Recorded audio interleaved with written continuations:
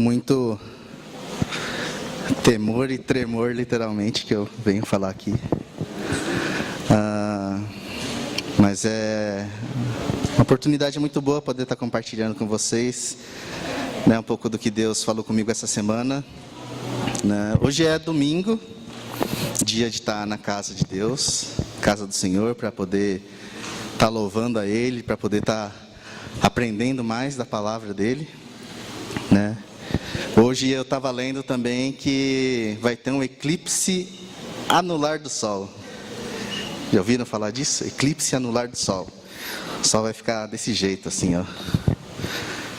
O que isso significa para a gente que é cristão? Nada. Só significa que Deus é muito criativo, é muito poderoso, e só Ele que poderia colocar tanta coisa no lugar certo para a gente poder ter alguma coisa assim, bonita, né? A gente não vai conseguir ver hoje, porque está meio nublado e tal, mas vai acontecer. Desculpa, gente, não projetou para vocês.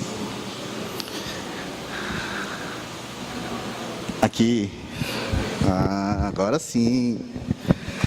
Então, esse é um eclipse anular do Sol, que a Lua não cobre o Sol inteiro. Hoje também, a Patrícia comentou, a Bruna comentou, é domingo de Carnaval. Tem muita gente da igreja, você vê que tem bastante banco vazio, tem muita gente da igreja que está em acampamento, né? Bastante jovens estão no DED, estão nos retiros que estão acontecendo, né? O pastor Daniel, com a família inteira, está lá no retiro da ISP, igreja chinesa, né? E sim, Carnaval é um fenômeno da cultura brasileira, né? Então, hoje em dia ninguém associa mais com o sentido religioso que um dia ele teve, né? O pastor Daniel já falou aqui algumas vezes, né? O Carnaval acontece antes da Quaresma, né? Quaresma é um tempo de 40 dias que antecede a Páscoa, né? E esse tempo da Quaresma é um tempo que, pela tradição, é um tempo que deveria ser dedicado à oração, reflexão, jejum e abstinência de algumas coisas, como carne, por exemplo, né? Então, como é um tempo de bastante abstinência, Carnaval é a festa dos excessos, né? Então, já que vai ter 40 dias de restrições, então o povo aproveita para extravasar, para ignorar os limites, né? Muda a rotina, aproveita a diversão da melhor forma que pode. Mas hoje em dia, mesmo sem ter toda essa referência religiosa, né, da Quaresma, as pessoas ainda continuam aproveitando o Carnaval para esquecer dos problemas, para desligar os freios morais, né, para fingir que é outra pessoa, usar a sua fantasia, assumir outra identidade, né? E é triste, porque é um retrato da nossa sociedade, né? Um retrato da nossa geração que está buscando prazer ali, imediato, na hora. Então, eu quero, eu posso, eu vou. E não considera nem mesmo as consequências que pode ter para o próprio corpo. Tem muita gente que pega doença nessa época. Tem muita gente que engravida sem pensar. Mas também não pensa nas consequências que tem para a própria alma, né? É triste. Só que ainda mais triste que o próprio Carnaval em si é um tal do negócio que chama Carnaval Gospel. Eu estava lendo essa semana, vocês ouviram falar disso? Carnaval Gospel, né? Tem um movimento grande até entre os cristãos que estão dando um jeitinho de estar lá pulando Carnaval. Então daí surgem umas aberrações, tipo bloco de Carnaval Gospel. Aqui, ó. Carnaval com Jesus, o legítimo carnaval, batucada abençoada. Não é mentira, gente, é verdade. E vocês sabem, assim, bloco de carnaval o pessoal tem que comprar, né, aquela roupinha que chama abadá. Só que o bloco é gospel, né, então chama abadeus. Não é mentira, ó. Tem até uma imagem, ó. Isso é um abadeus. Jesus é a nossa alegria. Né? Pior do que ver isso acontecer são os motivos que levam as pessoas a procurar uma coisa assim, né? Porque tem alguns motivos que a gente pensa, vou lá no meio do povo para evangelizar, né? Vou lá para fazer a diferença. Mas eu estava lendo a reportagem essa semana, uma das motivações do pessoal que estava lá era esse aqui, ó. Quando eu conhecia Deus, algo fazia falta. Eu queria fazer o que fazia no mundo, mas dentro da igreja. Tem alguma coisa muito errada nesse mundo, né, gente? Então, eu estava pensando nessas coisas essa semana, enquanto estava preparando a mensagem. Então, eu queria compartilhar com vocês um pouco o que Deus falou comigo, né, durante a preparação da mensagem de hoje, que está baseado lá em Romanos 5. Eu vou passar aqui para vocês, para a gente ler juntos. Romanos 5, versículos 1 e 2. Tendo sido, pois, justificados pela fé, temos paz com Deus, por nosso Senhor Jesus Cristo, por meio de quem obtivemos acesso pela fé a esta graça na qual agora estamos firmes e nos gloriamos na esperança da glória de Deus. 2 versículos, né, que eu normalmente lia e passava sem prestar muita atenção. Tendo sido, pois, justificados pela fé, temos paz com Deus, por nosso Senhor Jesus Cristo, por meio de quem obtivemos acesso pela fé a esta graça, na qual agora estamos firmes, e nos gloriamos na esperança da glória de Deus. Então, ler esses versículos me fizeram parar para pensar assim, no passado, no presente e no futuro da minha fé e da nossa própria fé como igreja, né? O ontem, o hoje e o amanhã. Então, começa com um olhar para o passado, né? Tendo sido, significa que um dia a gente já teve isso, né? Um dia a gente teve um começo. Aponta para um tempo que a gente já passou, mas que tempo é esse? Né? O tempo do nosso primeiro encontro com Jesus. O dia que Jesus passou a fazer diferença na nossa vida, né? Algumas coisas mais eu estava lendo e prestando atenção que se destacaram. Primeira coisa foi essa questão do encontro com Jesus, né? Segundo ponto foi o fato da justificação pela fé, que está escrito ali. Então, a justificação não acontece por mérito nosso. Não tem nada que a gente pode fazer que vai trazer justificação para a gente. Todo o trabalho foi feito por Deus, por Jesus na cruz, né? Seguinte, paz com Deus. Paz com Deus não é uma paz que é aquela paz subjetiva, aquela sensação boa, né, que a gente tem. É uma paz real. Um pouco mais para frente, nesse texto de Romanos, vai falar que nós éramos inimigos de Deus. Então, nós éramos inimigos de Deus. Então, por meio da justificação pela fé, nós temos paz com Deus. É uma paz de verdade. Então, a partir daí, nós não somos mais inimigos de Deus.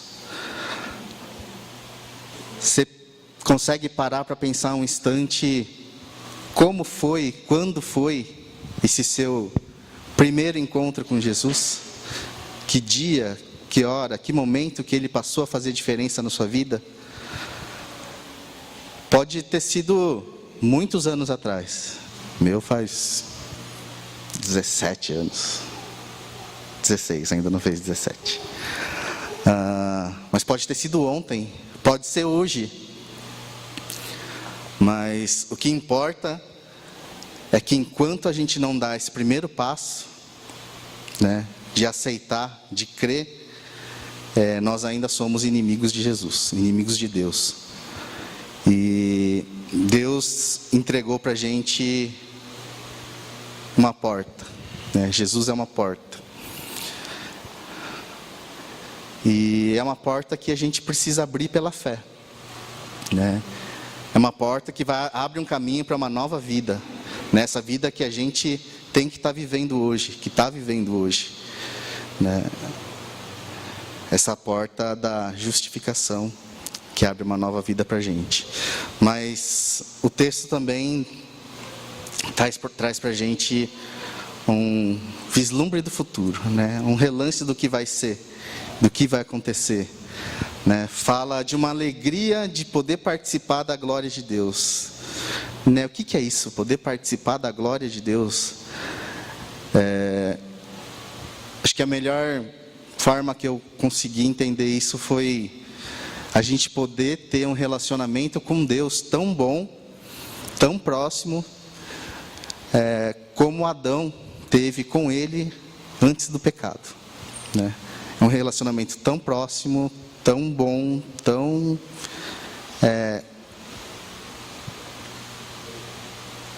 presente com Deus, que só Adão teve antes do pecado.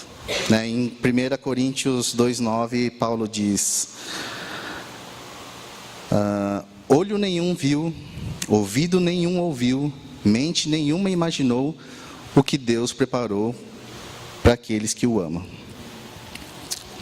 Se você parar um instante agora para pensar, você consegue imaginar como é que vai ser esse tempo com Deus depois que esse mundo passar?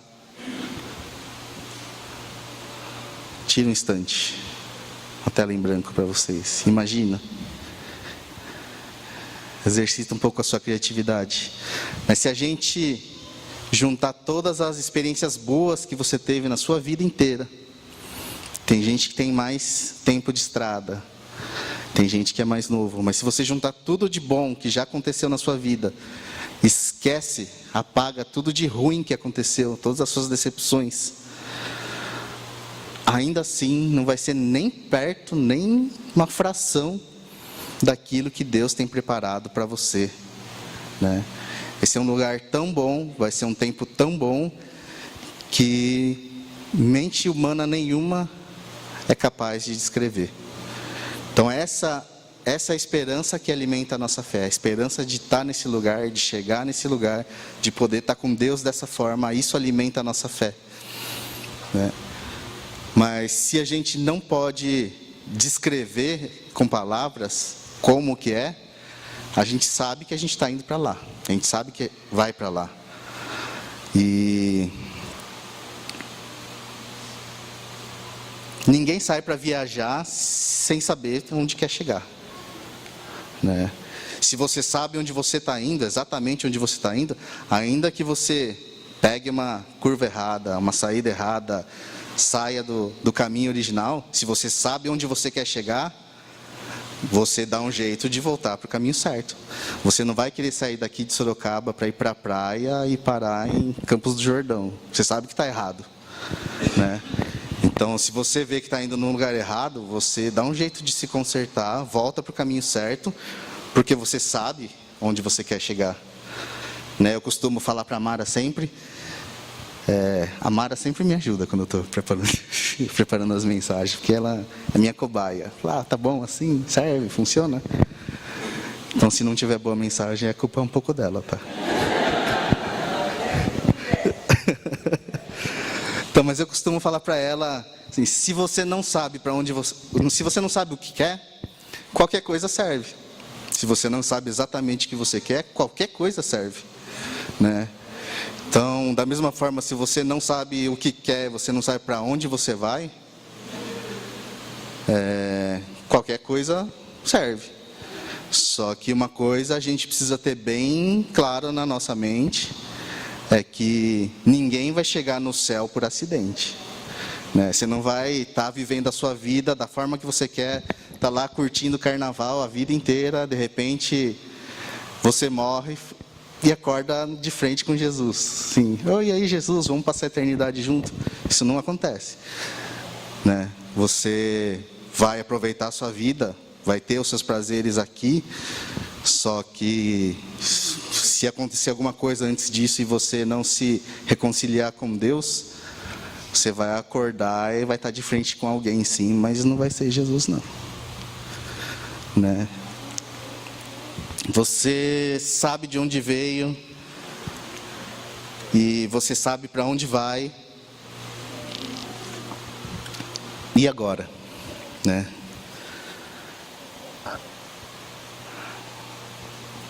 O texto que a gente leu fala de paz, fala de graça, fala de glória e fala de esperança. Né, a gente lendo assim, eu sempre li assim, esse texto assim, parece ser muito positivo, muito otimista. Só que a gente sabe que a nossa vida não é assim fácil, né? A gente vive muitas alegrias aqui nessa vida assim. Tem muita coisa legal que acontece. Só que a gente também enfrenta muita coisa difícil, né? Muitas dificuldades. E olhando com atenção o texto, a gente vê que Paulo sabia disso quando ele escreveu isso. Porque continuando esse texto dele, nos versículos 3 e 4, ele escreve assim: não só isso, mas também nos gloriamos nas tribulações, porque sabemos que a tribulação produz perseverança, a perseverança, um caráter aprovado, e o caráter aprovado, esperança. Também nos gloriamos nas tribulações, porque sabemos que a tribulação produz perseverança, a perseverança, um caráter aprovado, e o caráter aprovado, esperança. Não, é um texto que fala da gente se alegrar, né, se gloriar, apesar de passar por tribulações, né? É um detalhezinho que fala gloriamos nas tribulações, não das tribulações. Se você quebra um braço, você não vai ficar feliz porque você quebrou o braço. Ninguém fica feliz porque quebrou o braço. Mas a gente fica feliz apesar de ter quebrado o braço, porque a gente sabe que Deus está cuidando da gente apesar disso, né? Nós temos essa consciência. Você tem essa consciência, né? Então, como é que é possível, sim, olhando com atenção para esse texto, tá passando por uma situação difícil, terrível, e ainda assim continuar alegre, contente, feliz, né? Manter a esperança. Eu fiquei imaginando os cristãos, nossos irmãos que vivem em zonas de guerra, né? Onde há perseguição. Como é que é possível conservar a fé e manter a esperança num lugar desses, né? Porque para a gente aqui é muito fácil falar em vitória, falar em Deus prometeu e vai ter que cumprir, ou Deus vai operar o seu milagre aqui. A gente vê muitos lugares falando coisas assim, né? E normalmente quem fala isso assim fala: Deus vai operar o seu milagre, mas você tem que ter fé. E as pessoas associam essa fé e o tamanho desse milagre a quantidade de dinheiro que você dá para esse lugar, né? Mas nós sabemos que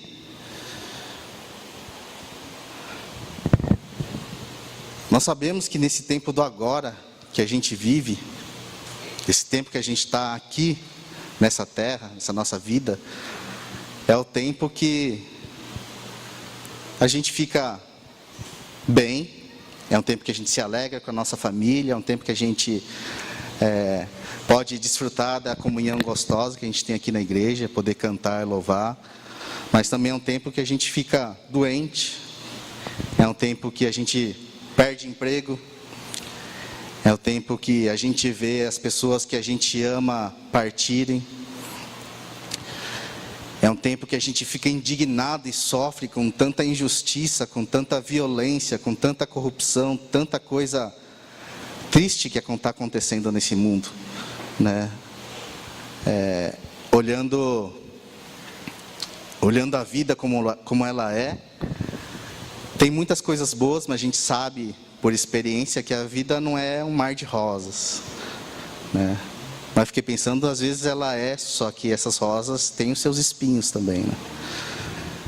Então, nessas horas difíceis, Tem gente que se apega muito a Deus, mas tem gente também que se esquece. Tem gente que se esquece das coisas que passaram, se esquece da esperança, se esquece da experiência que teve com Jesus, se esquece da esperança, começa a questionar a esperança do futuro, daquilo que vai acontecer ainda.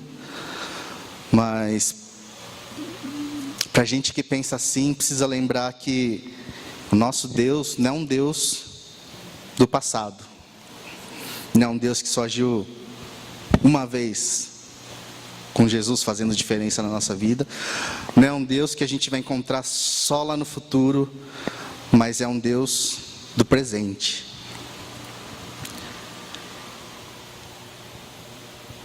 Eu estava pensando nisso, a Mara me ajudou também nessa reflexão. Quando a gente pensa em presente, a nossa língua portuguesa tem dessas coisas, né? Quando a gente pensa em presente, eu pensei assim, tem pelo menos 3 formas diferentes da gente entender presente, né? A gente pode entender o presente como esse tempo que a gente está aqui, atual, que está entre o passado e o futuro, ou agora, né? Mas presente também pode ser aquela coisa que você ganha. E presente também pode ser aquela pessoa que participa, que tem interesse, né? Pai tem muito disso, né? Ouve muito falar disso, né? Tem até slogan antigo já, que não basta ser pai, tem que participar, né? Esse tipo de presença. E nosso Deus é um Deus que é presente dessas 3 formas diferentes ao mesmo tempo.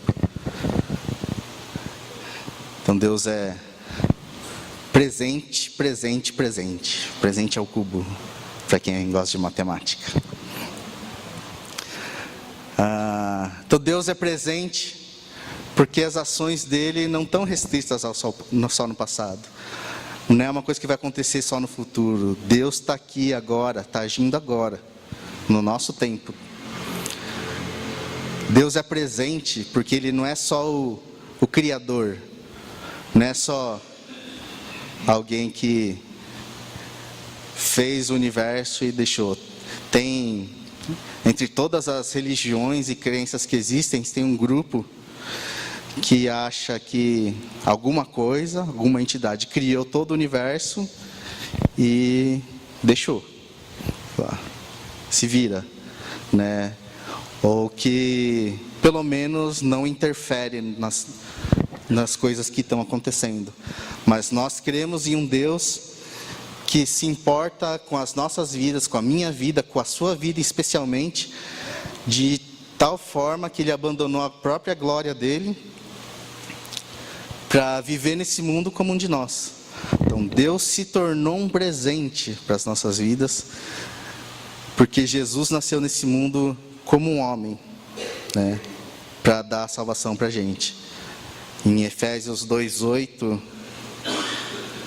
diz, eu coloquei na versão a mensagem, diz: a salvação foi ideia e obra dele. Nossa parte em tudo isso é apenas confiar nele o bastante para permitir que ele haja em nossa vida. É um imenso presente de Deus. Não tem presente maior que a gente poderia ganhar do que esse. Então Deus é presente dessas 3 formas. Quando tudo está bem, tudo está perfeito nas nossas vidas. Deus é presente quando Ele dá força para a gente, para suportar os nossos sofrimentos do dia a dia, as nossas dificuldades. Quando a gente acha que não vai conseguir aguentar, não vai conseguir suportar, e de repente surge força. Quando a gente acha que vai ser derrubado, Deus é presente para levantar a gente de novo.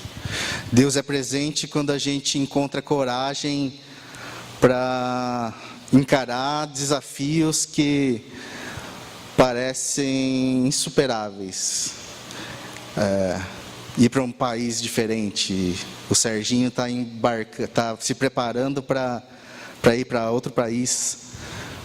para pregar o Evangelho, né? Mas no nosso dia a dia, um emprego novo, uma situação nova, estar aqui falando com vocês hoje é um desafio gigantesco para mim. Mas de alguma forma, Deus dá força, Deus dá coragem para a gente vencer essas coisas. Deus é presente quando as coisas sobrenaturais acontecem, e a gente sabe que acontece, mas Deus é presente quando essas coisas não acontecem também.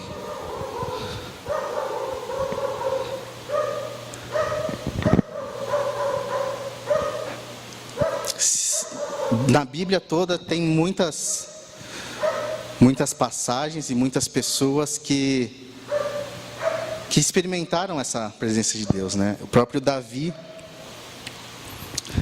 tinha muita confiança e tinha muita consciência da presença de Deus, de quanto Deus estava próximo dele, das coisas que ele deveria fazer, da forma que ele deveria agir.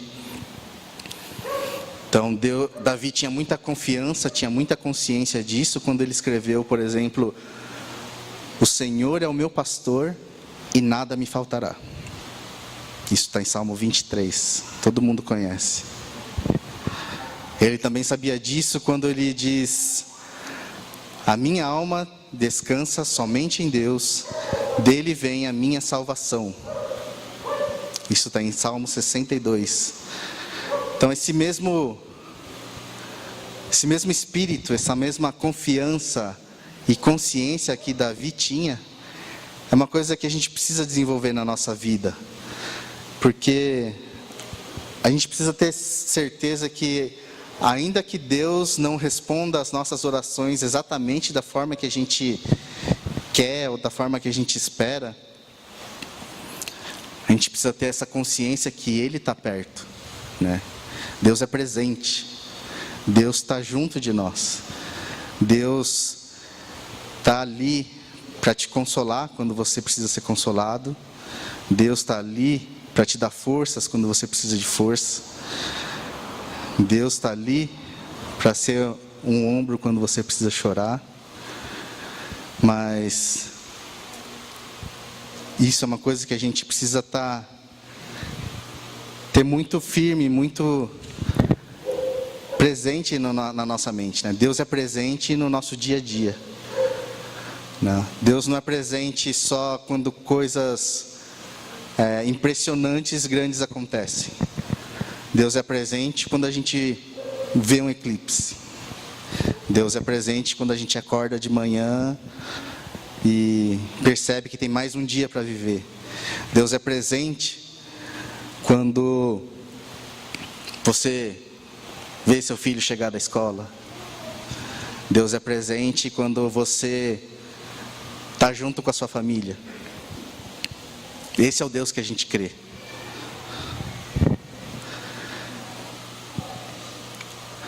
Eu falei um pouco atrás que tem aquela porta, né, chamada justificação, que a gente precisa passar.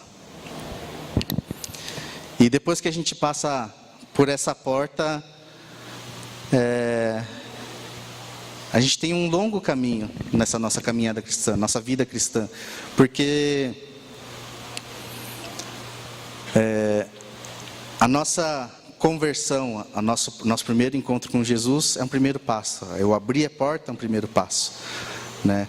Só que daqui até chegar nesse futuro, nessa esperança que a gente crê, tem um longo caminho pela frente, né? Esse caminho que eu coloquei aqui, eu chamo de hoje, mas é um caminho, também pode ser chamado de santificação, né? Depois que a gente passa por essa porta, não basta só isso, não é só isso. Tem muito mais que Deus tem reservado, preparado para você. Tem muitas coisas que você ainda precisa viver, tem muitas coisas que você precisa experimentar. E são coisas que a gente faz e vive no dia a dia, contando com essa presença de Deus, né? Hoje, né, na hora atual, na nossa vida, nesse nosso processo de que a gente mostra que tipo de cristãos que nós somos, né? Pelas escolhas que nós fazemos, da forma que a gente mostra se o maior presente que Deus deu para a gente, Jesus, é suficiente, ou se ainda assim você precisa de um carnaval gospel para se animar e para esquecer os seus problemas. Não é fácil andar nesse caminho no dia a dia. A gente sabe disso. A gente sabe que nesse caminho, às vezes vão ter buracos, a gente sabe que vai ter espinho, a gente sabe que pode enfrentar tempestades. Só que a gente não pode esquecer jamais que a gente tem um Deus que é presente mesmo. Um Deus que se identifica com as nossas dores, se identifica com as nossas alegrias também. É um Deus que entende as nossas dificuldades, porque Ele mesmo experimentou essas coisas aqui na terra. Jesus experimentou as nossas dores, Jesus experimentou os nossos sofrimentos. Jesus se identificava com a nossa existência. Tem aquele episódio que Jesus ressuscita Lázaro. As irmãs de Lázaro estavam vendo o irmão doente e sabiam que ele não ia resistir. Elas mandaram chamar Jesus, mas Jesus demorou um tempo para chegar até lá. E chegando lá, Jesus viu a tristeza das irmãs, Jesus viu a tristeza das pessoas que estavam ali chorando porque o Lázaro tinha morrido.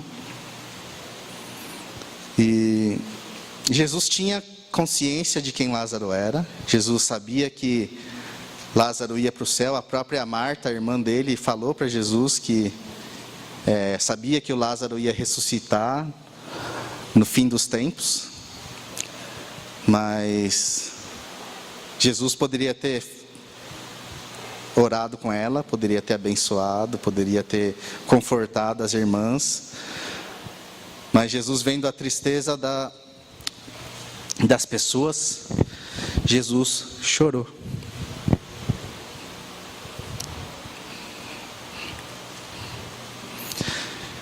Nós temos um Deus que se compadece das nossas dificuldades. Esse é o Deus que nós cremos.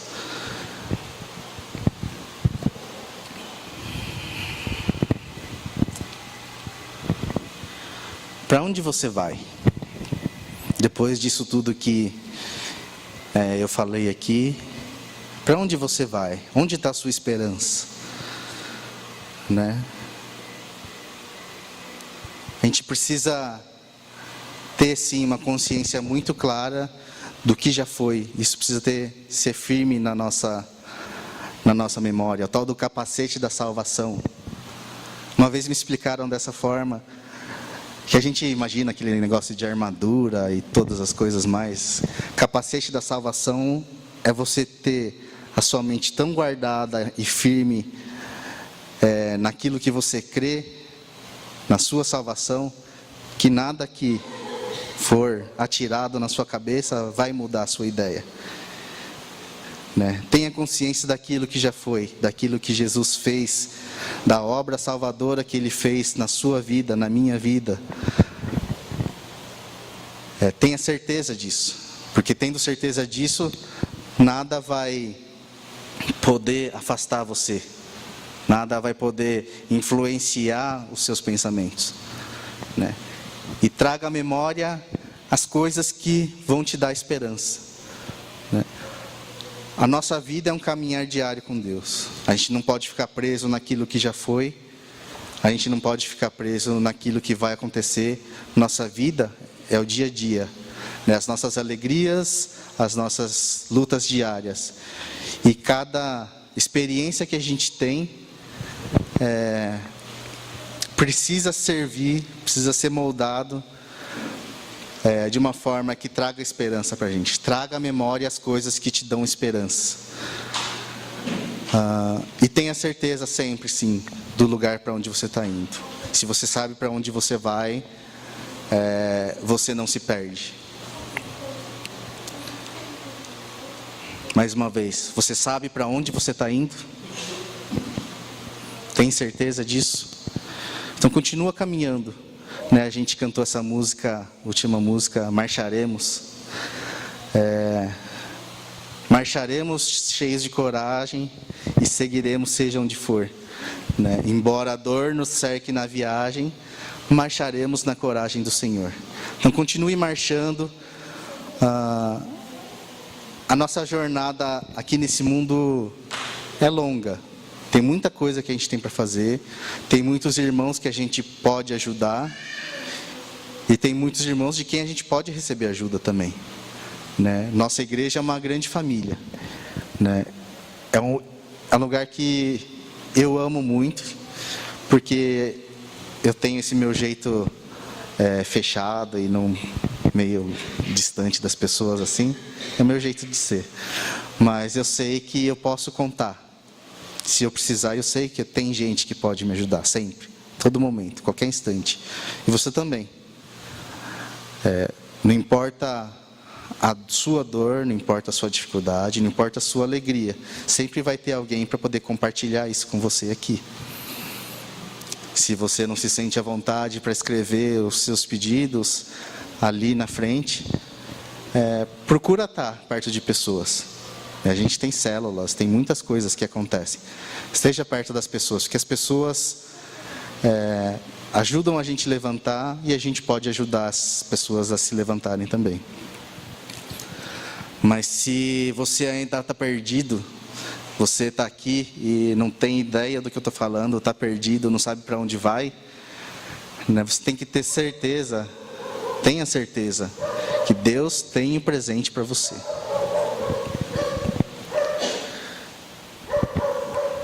Deus é presente para você. E quando você aceita esse presente, uma porta se abre, né? Aquela porta que eu mostrei no começo. Uma porta se abre, uma nova vida surge para a gente. É uma vida que tem as suas dificuldades. A nossa vida nesse mundo é assim. A gente tem, só que nessas dificuldades a gente tem a certeza que a gente tem um Deus que é presente, que está ali do nosso lado. E para você que ainda está perdido, tudo isso, essa porta, essa justificação, um caminho de santidade, está uma oração de distância. É só dizer: eu aceito esse presente. Eu aceito esse presente. Vamos orar?